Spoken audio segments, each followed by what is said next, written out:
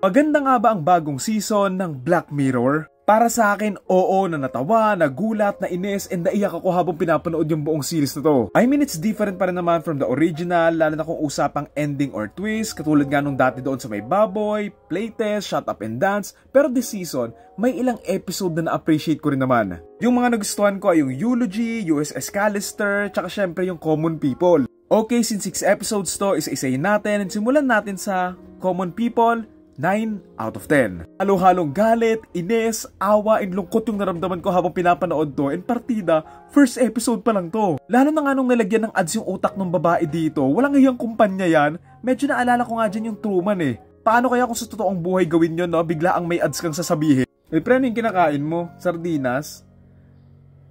Anong pack ang mataas tumalon? Di baklo! Okay, I love how the film story explores different issues at the same time, katulad nga ng pagkawala nga ng maayos na access ng mga gamot sa mga taong talagang nangangailangan, and also, yung pagiging slimy and greedy ng mga companies sa mga customers nila. It's a sad thing lang din talaga sa mundo natin na kaya namang magamot yung isang tao, literal na nag-i-exist yung gamot para sa kanya, or pwede namang maoperahan yung sakit niya para nga gumaling siya, pero ayun nga lang, sa mundo kasi natin, parang kung wala kang pera, parang wala ka din karapatang mabuhay. Yung mga characters nga dito, kailangan pa nga nilang magpakahirap, isuko yung dignidad nila para nga lang mabuhay, tapos sa may dulo, dahil nga sa sobrang paghihirap nila, sila rin mismo yung tatapos doon sa mga buhay nila. Gustuhan ko rin pala dito yung mga patama nila, like pamahal na mga subscription, yung paglalagay nga ng mga too much ads, tapos yung paggamit nga nila sa mga customers nila for their own benefit, na at the end of the day, ang habol lang talaga nila ay pera at hindi yung welfare and kasiyahan ng mga taong gumagamit nga ng resources nila. Okay, next, Plating, 6.5 out of 10. And disclaimer lang, hindi ko pa napapanood yung Bandersnatch. Ito yung harm ng sobrang paglalaro ng Tamagotchi eh.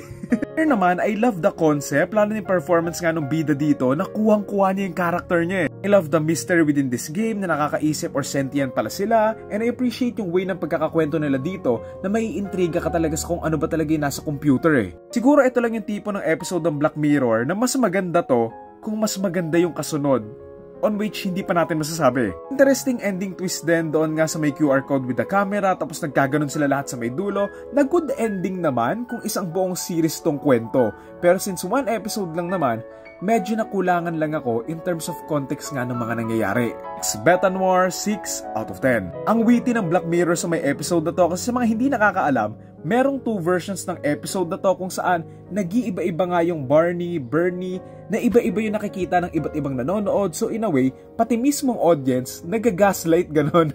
Amazing concept, I love the mystery kung paano nga ba nagbabago-bago yung mga bagay-bagay. Pero for me, I think hindi siya bagay in the Black Mirror universe. Kasi in a way, I think it's too much for the given runtime. I love the title though, the Beta Noir, na parang it means someone na kinaiinisan mo, so parang siyang pet peeve.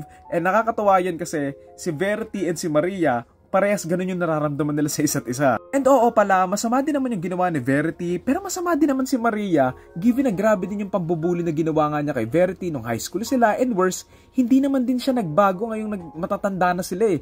Kumbaga, tumanda lang sila. Next, Eulogy, 7.5 out of 10 na nagustuhan and naiyak ako dito. I mean, it's not the perfect film, pero I love lang yung simplicity ng story nito. Ang ganda ng acting ni Paul Giamatti here, naramdam yung emotion ng character niya doon sa bawat facial reactions niya eh.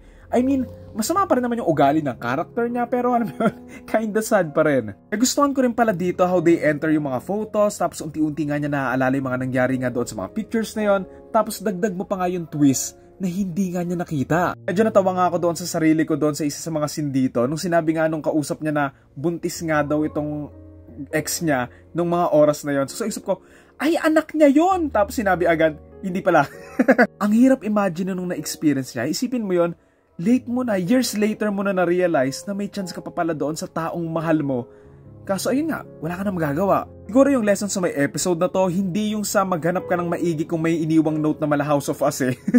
Kung hindi, kung mahal mo talagang isang tao, mag-reach out ka sa taong yon and mag-effort kang ayusin yung relationship nyo. Next, second to the last, Hotel Reverie, and marami ako nakikitang may gusto sa episode na to, pero for me, 5 out of 10. One of the main flaws of this episode is yung acting.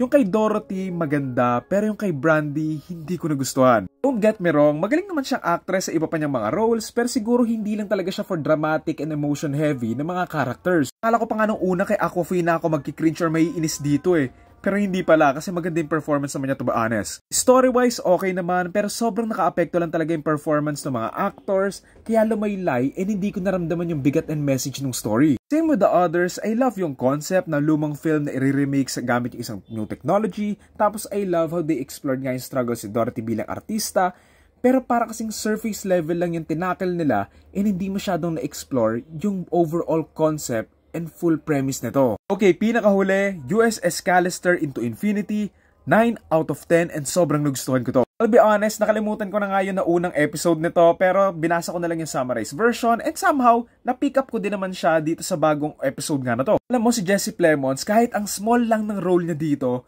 naagaw niya talaga yung spotlight. I love the Star Trek look, yung mismong story, and syempre, kung paano nga nila sinundan yung naunang episode nga nito. Sana nga ginawa na lang nila tong isang buong series eh, kasi ang ganda talaga ng story. Pero ayun nga, sabi nga ng nanay ni Miguel Tan Felix, okay na to.